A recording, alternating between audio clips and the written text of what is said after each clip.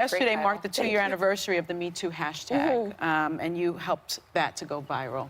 But yesterday, on Monday, you told a story for the first time on the podcast about being sexually assaulted on a movie set. Yes. This is the first time you've told that story. What made you want to tell the story now? I think for a lot of reasons. First of all, And you're very brave for telling that story, by Thank the way. you. I think it's important for us in positions where we can speak on a platform to show that coming to terms with this and discussing these issues of sexual assault are very hard, and they take a lot of years. I mean, this has been 25 years. This was 25 years ago.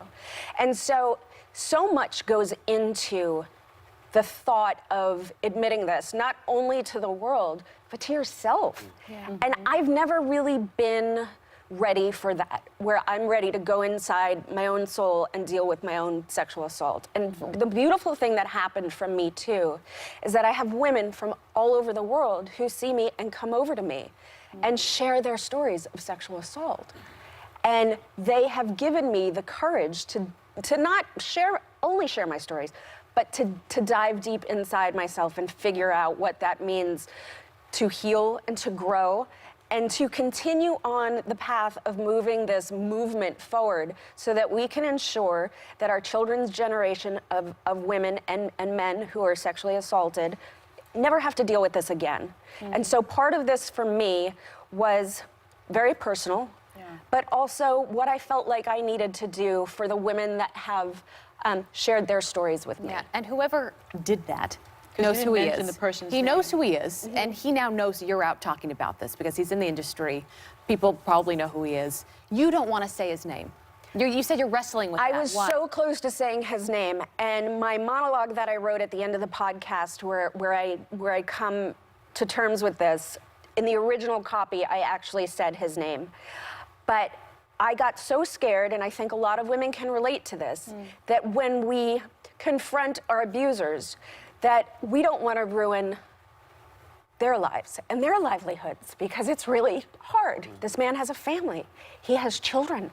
He has a successful job. And maybe it was 25 years ago. Maybe he's gotten therapy and I wasn't ready to accuse him and have that blow up. And also the good people on the set that dealt with that at that time, like then they would be confronted with having to talk about it in the press, and it just became so overwhelming that I was like, this is what I can do right now, and this is it. And maybe at some other point I can do more, but right now this is what I can do.